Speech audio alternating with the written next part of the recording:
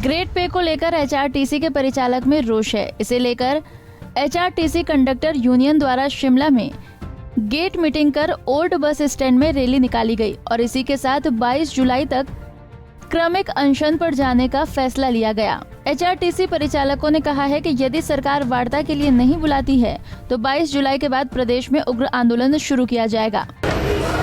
जी sir, अपने परिचय के साथ बताएं कि किन मांगों को लेकर आज धरने पर बैठे हैं। जी, मैं दीपेंद्र कुमार, प्रधान state HRTC conductor union Shimla ग्रामीण क्षेत्र। हम यहाँ पर वेतन विसंगति के वजह से धरने पे बैठे हुए हैं, भूख हड़ताल पे बैठे हुए हैं। हमने पहले 27 जून 2022 से लेकर के 12 जुलाई 2022 तक का अल्टीमेटम को सरकार को दिया था। तब तक हम लोगों ने हर रोज़ हर डिपो में गेट मीटिंग की और काले बिल्ले लगा करके अपना रोष प्रदर्शन किया, लेकिन सरकार ने हमारे से कोई वार्ता नहीं की। तो फिर 12 जुलाई को दोबारा से पूरे स्टेट के जितने भी हमारे परिचालक भाई हैं सारे दोबारा से यहाँ पूर्णमर्द धर्मशाला शिमला में एकत्रित हुए और सदन ने ये ऐलान किया, वहाँ पर ये डिसाइड हुआ कि 13 जुलाई से लेकर के 22 जुलाई तक क्रमिक अनशन पर बैठेंगे हेड ऑफिस में यहाँ शिमला। जैसे आज हमारे 5 भाई लोग यहाँ बैठे हुए हैं अनशन पे, दूसरा दिन है आज। तो ये हमारा क्रमिक अनशन तब तक चलेगा जब तक कि सरकार हमारी हमारे साथ वार्ता नहीं करती और हमारी जो मांग है वेतन विसंगति की जो 2006 से चली आ रही है।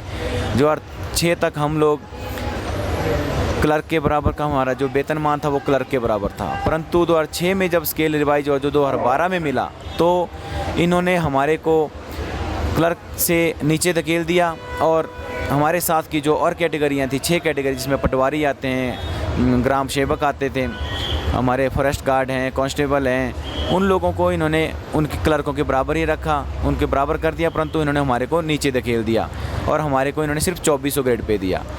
हम लोग 2012 से लेकर के कंटिन्यू इनको पत्राचार के माध्यम से स्टेट एचआरटीसी कंडक्टर यूनियन कहती रही, अपनी मांग को उठाती रही कि हमारे वेतन में जो विसंगति है उनको दूर करो, परंतु हमारे उस पत्राचार की हमेशा ही अनदेखी हुई। हमारी मांगों को हमेशा अनदेखा किया और हमारे साथ ऐसा सौतेला सा व्यवहार करते थे जैसे हम लोग इस एचआरटीसी के और इस सरकार के कुछ लगते ही नहीं हैं। हमारी मांगों को हमेशा ही इन्होंने दरकिनार किया।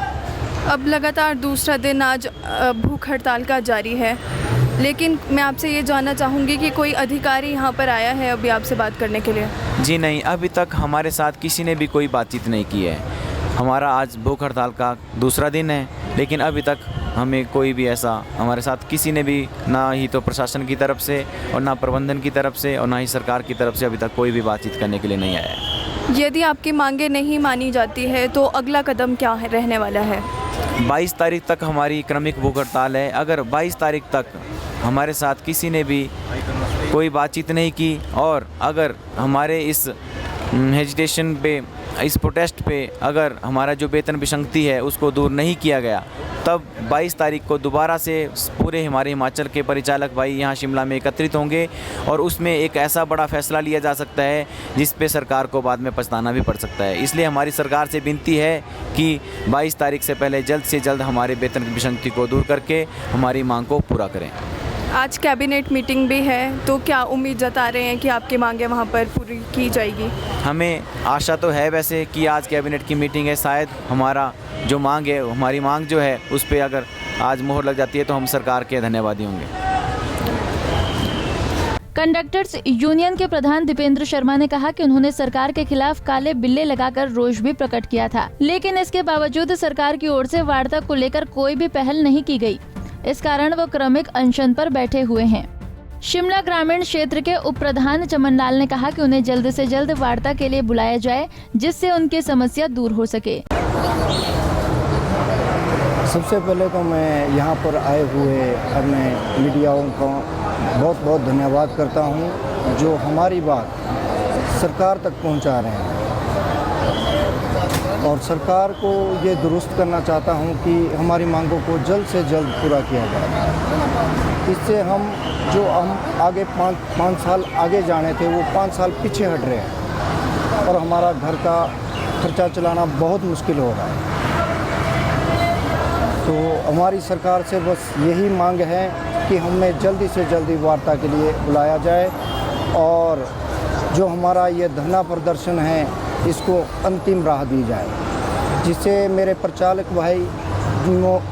भाइयों में जितना भी रोष है उसको प्रकट करने के लिए मजबूर ना किया जाए।